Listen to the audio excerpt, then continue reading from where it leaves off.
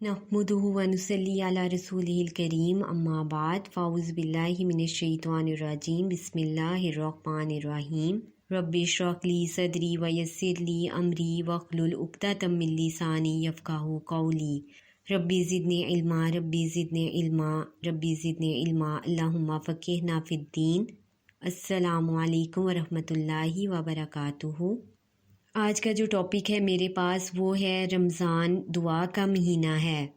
सूरत अल-बकरा की आयत नंबर 186 है। और जब मेरे बंदे मेरे बारे में आप सल्लल्लाहु अलैहि वसल्लम से पूछें तो कह दें कि मैं करीब हूँ, मैं पुकारने वाले की पुकार का जवाब देता हूँ जब भी वो मुझे पुकारे। बस चाहिए कि वो मेरी बात मान लें और मुझ पर ईमान लाएं ताकि वो हदायत पाएं। अब रमज़ान में कसरत से दुआ करनी चाहिए क्योंकि इसमें कबूलियत दुआ के बहुत से मौक़ा मिलते हैं।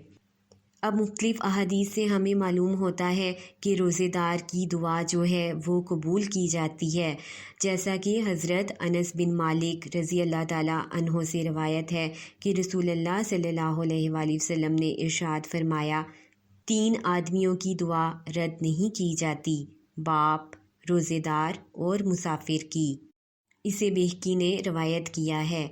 एक और रवायत में है, हज़रत अबू सईद खुदरी रज़ी अल्लाह ताला अन्हो से मरवी है कि रसूलुल्लाह सल्लल्लाहु अलैहि वसल्लम ने इरशाद फरमाया, बेशक अल्लाह ताला माह रमज़ान के हर दिन और रात में लोगों को जहन्नुम से आज़ाद करते हैं और माह रमज़ान के हर दिन और रात में हर मुसलमान के लिए एक ऐसी दुआ है जिसे कबूलियत से नवाजा जाता है।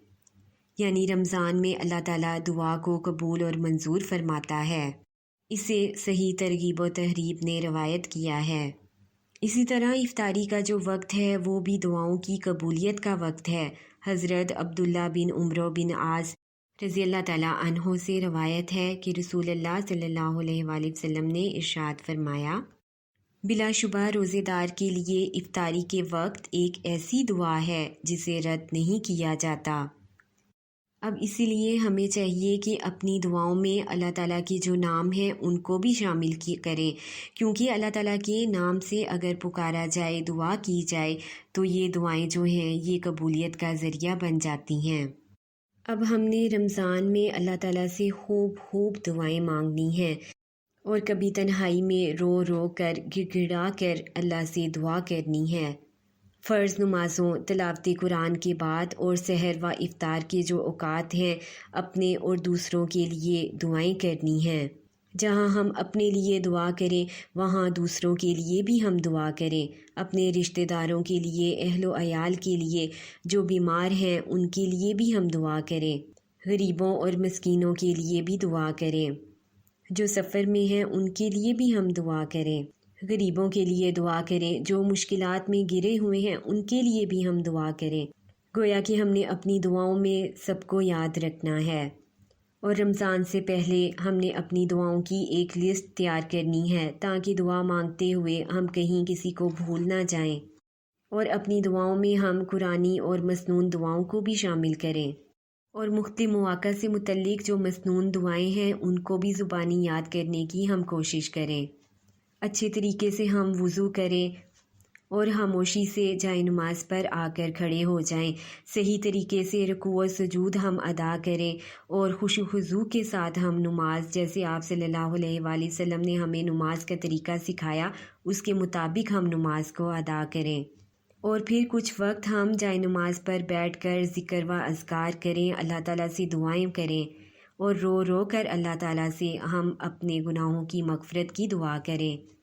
और अपनी नमाज़ों में हम वुज़ू के नवाफिल को भी हम शामिल करें, हाजत के नवाफिल को भी शामिल करें और बार बार अल्लाह की नेमतों को याद करते हुए सजदा रेज़ हो जाएं। क्योंकि रमज़ान है ये इबादत का महीना है और जितने सजदे हम करेंगे उतनी ही जन्नत को हम करीब पाएंगे, क्योंकि जन्नत हासिल करने के लिए सजदों में कसरत करना ज़रूरी है। अल्लाह ताला हम सबको अमल की तौफ़ीक अता फ़रमाए और रमज़ान में भरपूर हम दुआएं करें।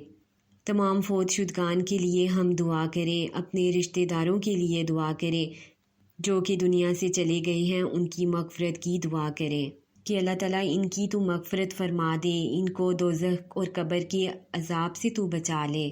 آمین ثم آمین۔ سبحانک اللہم و بحمدک، اشہد ان لا الہ الا انت، استغفرک و اتوب الیک۔ السلام علیکم ورحمۃ اللہ وبرکاتہ۔